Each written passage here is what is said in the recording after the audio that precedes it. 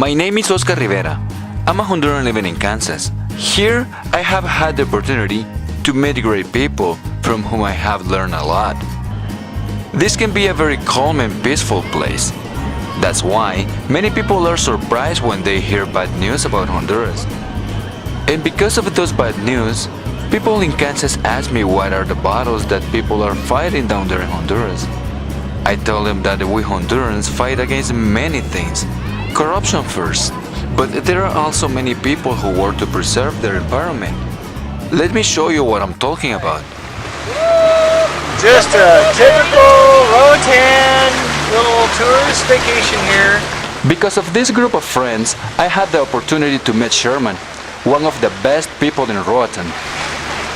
2 days ago, we landed here. We had a sailboat ride. We landed and we were walking on the road. Sherman asked if we wanted to ride. He picked us up and took us all the way to West Bay, and we got to know him on the ride. And we got ice cream. We got ice cream too. Right. And he told us about his iguana park and the marine area that he helped protect. He and his father and and your son. So we came back to visit him, and it's incredible. It's very, very incredible. An iguana farm? When they told me about it, I really wanted to see it. I was very excited when we go to the place. It feels incredible to have all those iguanas around you. You can go and pet him if you wish, you know. He's orange. Oh yeah, he's a big fella. It's about as big as they get. Now, these ones are more used to humans then, right? But like in the wild, in the wild you can't get any close to them at all. They run away immediately. Yeah. So most of these were born here then? All of them have been born here. Oh wow, cool. And so how often do they have kids? Only once a year. Once a year? Yeah. Do you have to breed them or anything? No, they do it naturally. We just catch the baby iguanas once they start to hatch, and we put them in a cage because the chickens and birds try to eat them. Oh, I see. Yeah. And give them a little bit of room to yes, grow. Yes, ma'am. Huh? Until they're 2 to 3 years old, then we set them free. Oh, okay. So how old are these ones mostly? Some of them are like around 20, 24 years old, around there. Yeah. What's the average life? 25 to 30 years here on the property. Have you been working with them for a while? For my whole life, yeah. Oh, really? It's for my dad, so that's why I work. Is that your dad who we're with? Okay, cool. And so, are iguanas endangered at all? They're endangered species, yes, ma'am. It's because how a lot of people eat them, and they don't look mostly for the males. It's just for the females because their meat is more tender than the males. There are two big reasons why the iguana is in danger of extinction. The first one is hunting without any control, and the second one is the destruction of its habitat. That's why I personally think that are great news that there is a place like the Arch Iguana and Marine Park.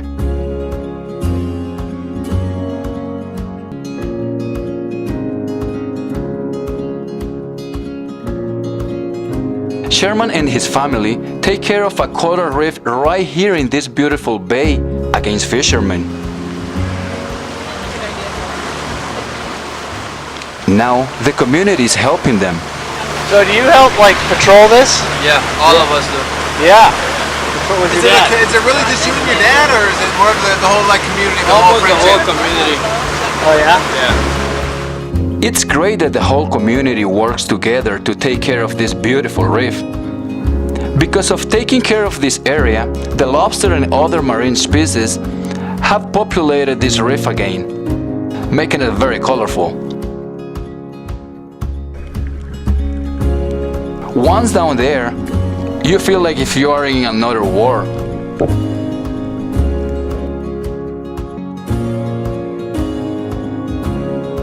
Fighting to preserve this coral reef, Sherman's father was killed. But that fighting spirit is still alive today. I think by the help of the Lord, I've done a good thing here to protect the animals, because we're fastly losing the wildlife of the island, the marine life, and so the land animals, because of being overpoached by the hunters, you know. And I think by doing this, we have an area where they can produce and more babies, and they can spawn in the ocean, the lobster, the fish, and move on to different areas. we need a production area, because without production there's not much future here for the wildlife. We got to preserve one area. It is what you are doing. And this is exactly what we're doing.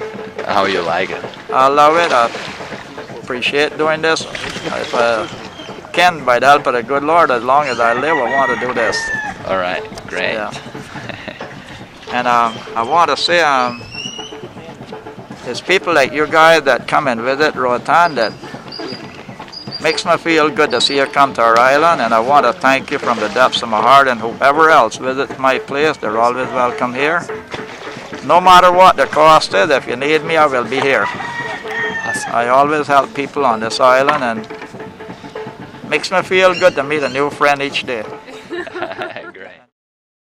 For me, it was a great experience to meet Sherman. I think ROATAN, Honduras, and the world would be better places if there were people like Sherman. I think he's one of the best people that I ever met. This because of his actions trying to preserve the nature that surrounds the environment in his own home and his community. And I think that's very admirable. In ROATAN, I was living in West End. I really enjoyed living in that small town of divers. One Sunday, a friend invited me to go to his hometown in the other side of the island. I accepted the invitation, very excited, and that's how one of the best days of my life began. But I'm gonna take you there in the next episode.